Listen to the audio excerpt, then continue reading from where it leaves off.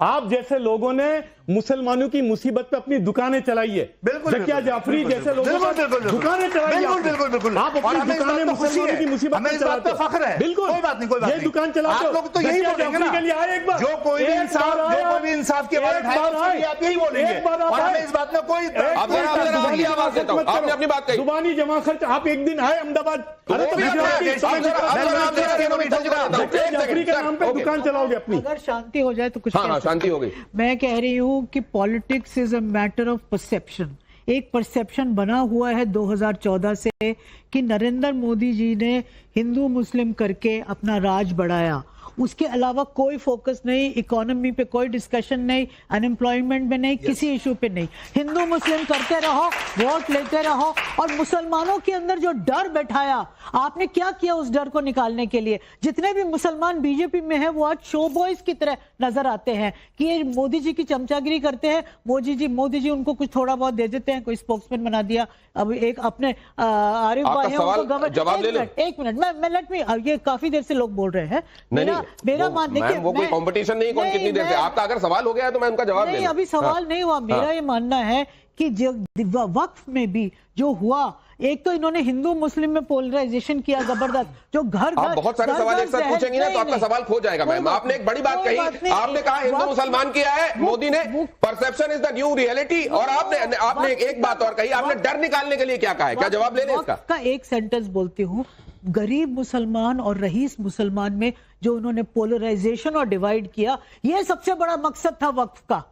वक्फ का ये नहीं था कि प्रॉपर्टीज को बचा लो, ये कर लो, वो कर लो। तो मैम जवाब तो ले लीजिए। ठीक है, आपने कह दिया, आपने एक स्टेटमेंट भी दे दिया और आपने सवाल भी पूछा। पहली बात तो मैं बीजेपी का स्पोक्स पर्सन नहीं हूं, फॉर योर इन्फॉर्मेशन। मेरा बीजेपी से दूर दूर तक कोई ताल्लुक नहीं है। मैंने अपनी जिंदगी में ना बीजेपी का दफ्तर गुजरात में देखा है, ना मैं यहां देखा है। मेरा यह है कि इनकी हुकूमत है, अगर इनसे बात नहीं करोगे तो किससे करोगे? आज भी मैं यही कहूं, प्राइम मिनिस्टर मोदी है, अच्छा लगे नहीं लगे व्हाटएवर, आप मुझे बताइए कि मोदी से आप नहीं बात करोगे तो शहबाज शरीफ से बात करोगे या मोहम्मद यूनुस से बात करोगे? मुसलमानों का बात तो करनी पड़ेगी ना। बात करने से क्या निकला? अरे बात करनी तो पड़ेगी ना। जो डर था वो क्या जो कर रहे हैं, एक मिनट, आप ये कहना चाहते हैं जो कर रहे हैं वो भी गलत कर रहे हैं? एक मुसलमान मटन लेके जाता है, लोग चढ़ जाते हैं। नहीं, ये बात मुसलमानों के दिल में क्या डर है? मोदी का डर है जैसा इन्होंने कहा? नहीं है डर, बिल्कुल डर नहीं है मुसलमान को किसी का भी। और एक मिनट, मैं ये सवाल पूछता हूं कि क्या जो लोग अगर उनके तक जाकर अपनी बात को पहुंचाते हैं कौम की, तो वो भी गुनाह करते हैं? वो भी बंद कर देना चाहिए। नहीं, मैं आपको ये पूछ रहा हूं, रिजल्ट क्या है? वो भी बंद कर देना चाहिए? बिल्कुल नहीं बंद करना चाहिए। तो ठीक है, तो उन्होंने एक बात बहुत स्पष्ट कर दी कि मैं प्रवक्ता नहीं हूं भारतीय जनता पार्टी का, लेकिन आप उस समय के हुक्मरान से बात नहीं करेंगे तो क्या करेंगे? शुभ्रस्ता, अभी आपने तमाम तरह की चीजें सुन ली, और इसमें जिस पॉइंट को लेकर मैं आपके पास आ रहा हूं कि परसेप्शन से बड़ी रियलिटी कोई नहीं होता। हो सकता है मोदी के तौर पर मुसलमानों का सच्चा हितैषी ही बैठा हुआ है कुर्सी पर, लेकिन मुसलमानों में से ज्यादातर के अंदर यह धारणा नहीं है। उनके अंदर धारणा यह है कि यह आदमी तो हमारा भला नहीं करेगा। क्या यह कहना चाह रही है रेणु मित्तल? देखिए, मैं दो तीन राइडर्स दूंगी शुरू में, उसके बाद मैं अपनी बात रखती हूं। पहला राइडर यह है कि ये जो पैनल आपने बिठाया उसमें मैं अलहदा विचार रखती हूं। दूसरी चीज यह है कि मैं जो भी कुछ कहूंगी, मैं हिंदू मुस्लिम के फ्रेम से बाहर थोड़ा व्यापक रूप में उसको कहना चाहूंगी, क्योंकि मुझे इस फ्रेमिंग से दिक्कत है कि मुसलमानों के लिए मोदी ने क्या किया। अगर एक सेक्युलर संविधान की हम बात करते हैं और हम सेक्युलरिज्म को लागू करने के लिए सड़कों पर शाहीन बाग जैसा मूवमेंट चलाते हैं, तो ये प्रश्न पूछना, क्योंकि मैं जानती हूं कि इसके प्रश्न पूछने का कॉन्टेक्स्ट क्या है दिनेश जी, ये प्रश्न पूछना भी उस पूरे डिबेट को हवा देना है जिसकी एक झांकी हमने देखी। देखिए, डिबेट को या नैरेटिव को? नैरेटिव को जी, मतलब डिबेट का लार्जर पर्सपेक्टिव में कह रही हूं।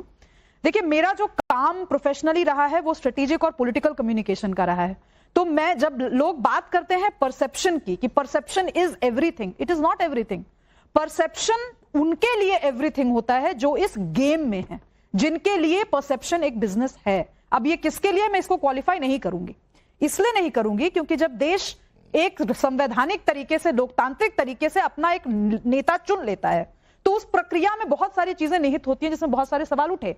जैसे मुसलमानों को रिप्रेजेंटेशन क्यों नहीं मिलना चाहिए, ये बात मसूद साहब ने उठाई। मेरा कहना है इसके लिए मुसलमान किससे पूछ रहे हैं? महिलाओं को रिप्रेजेंटेशन नहीं मिलना चाहिए, मैं क्यों पूछूंगी किसी से? मुझे अगर अपनी आवाज चाहिए तो मैं अपनी आवाज बुलंद करूंगी। शाहीन बाग के समय लोगों ने बुलंद की आवाज, कभी आप फार्मर्स प्रोटेस्ट में बुलंद की आवाज। कुछ अमेंडमेंट्स वापस होते हैं, कुछ अमेंडमेंट लिए जाते हैं।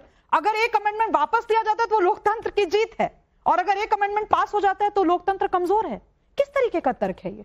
और बार बार जब बात आती है कि भाई धर्म पे हमला है या मुसलमान डरे हुए हैं, मुझे तो नहीं लगता कि इस देश का कोई भी मुसलमान डरा हुआ है।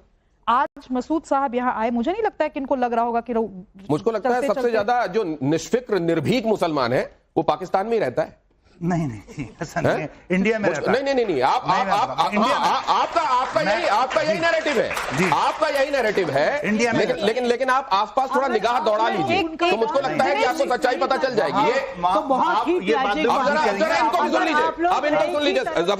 जफर सर, आपसे भी मैं ये प्रार्थना करूंगा, जरा ये देखिए, ये क्या असल में ये लोग हैं जो असल हित की बात कर रहे हैं उस कौम की। पूछ रहे हैं कि क्या किया नहीं किया। मेरा थिंकिंग अलग है, मैं आपको बताना चाहता हूं कि क्या किया। अच्छा, जो क्या किया वाली बात है, लेकिन जरा ये इन्होंने क्या किया और क्या ये असली रिप्रेजेंटेटिव है इस कौम की? जरा गारंटी मुसलमानों से नफरत की गारंटी है।